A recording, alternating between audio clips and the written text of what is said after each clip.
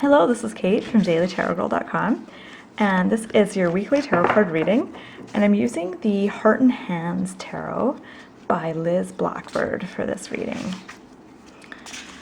Okay, so before I start the reading, I just want to let you know that I am offering private readings through my website for the rest of January, so really only a few more days, and I don't normally do private readings anymore, definitely not through my site. I've decided to focus on just teaching tarot a while ago, like a few years ago, so every now and then, usually about once a year, though I didn't do it last year, so it's been a couple years, but I'll offer private readings for like a month or 2 weeks, and so this year I was doing it for the month of January. So if you want a private reading from me, the cost is $60 and you get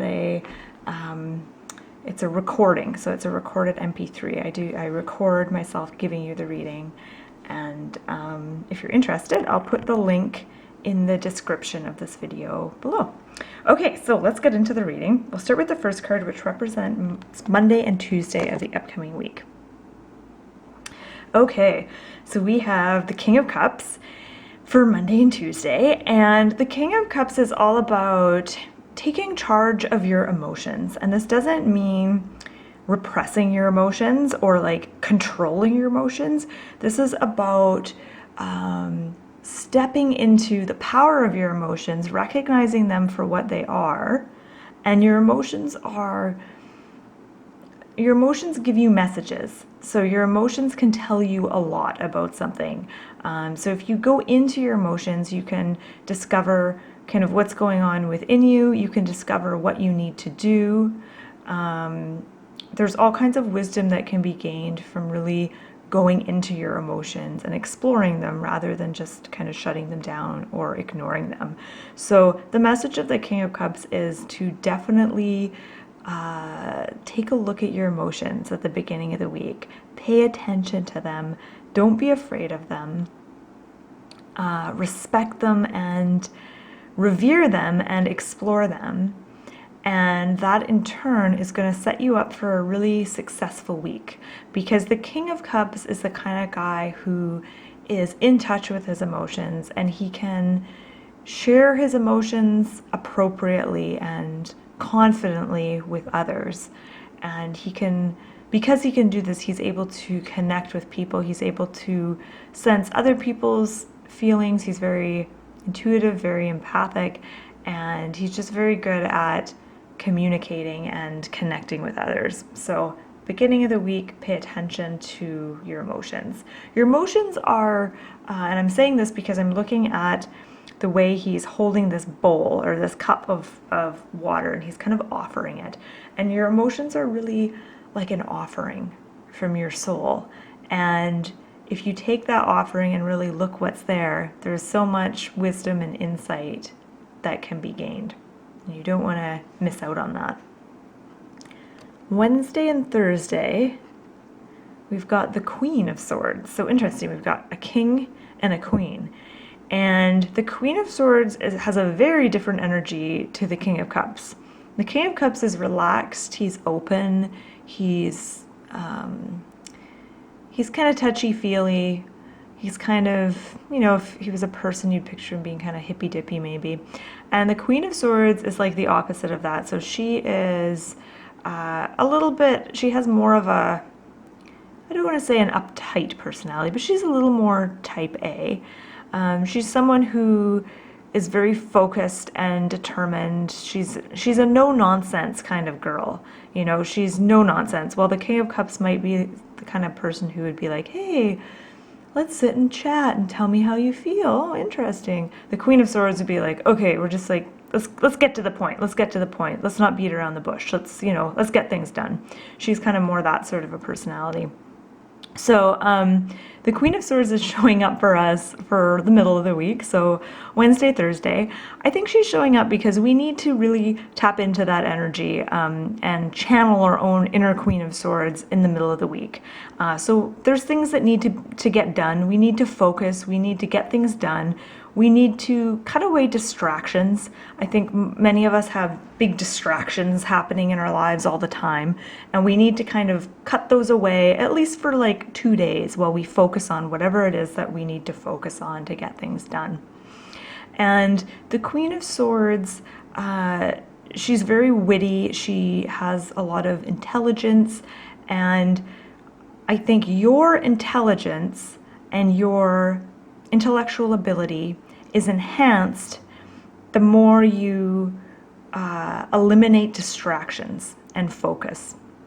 So the more you can eliminate things that distract you the middle of the week, you're going to really, not only are you going to get things done, but you're going to be smart about it. You're going to surprise yourself with how intellectual you are. You're going to be like, wow, I'm really smarter than I thought. So that's good news. And then when we get to the end of the week, Friday, Saturday, Sunday, nice. We have Four of Wands. What I like about Four of Wands is it's less intense than the Queen of Swords. You can just see how intense this queen is when you look in her eyes. She's a real intense lady. And the Four of Wands is, it's like a relief. It's like, you know, I feel like I just want to sigh when I see it. It's like, oh, it's such a nice card. Four of Wands is about celebration. It's nice that it's at the end of the week, so it's almost like you've had a good week. You've accomplished what you set out to accomplish. You know, maybe learned some things about yourself along the way, and all in all, it was a really good week. And now you want to kick back, you want to relax, you want to celebrate the week. So the Four of Wands can come up when we're about to celebrate something like a birthday, an anniversary, or we're going to go to a wedding. Really, it's about not just celebrating, but it's about coming together with others, almost like a sense of community and celebrating a common thing. So it could just be getting together with a bunch of friends at the end of the week for drinks or dinner or something like that. Or it could be something bigger like a wedding or a big party or something. Another thing I get with the Four of Wands is the importance of a stable home life and creating comfort and stability, or not necessarily stability, but just like creating a comfortable, safe home for yourself.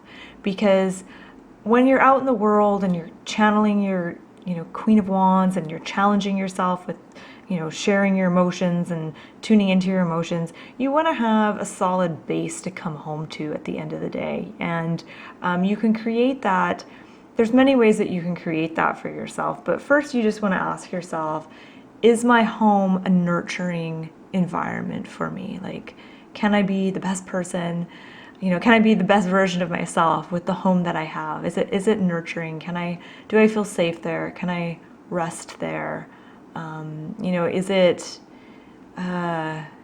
does it give back to me when I come home? And there's things you can do. If your answer is no, my home isn't like that, there's all kinds of things you can do to make it more homey or more comfortable. And I'm just going to throw out some really superficial things, and they might be too superficial for you, but for me, I find it's helpful to have like one spot in my house that's just like a comfortable place to sit with a book.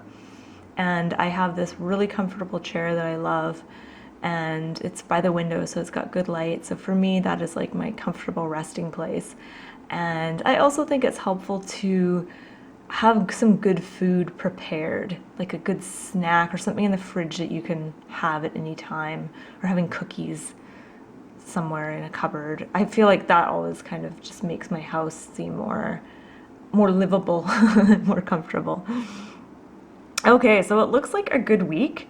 It looks like an awesome week, and it's all about doing that emotional work in the beginning of the week that is going to see us through for a successful outcome.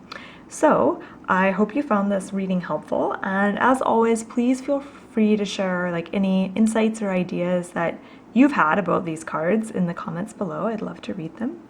And I hope you have a wonderful, wonderful week. And you can find out more about tarot cards and tarot card reading on my website, dailytarotgirl.com. I've got tons of fun tarot exercises, deck reviews, videos, and more.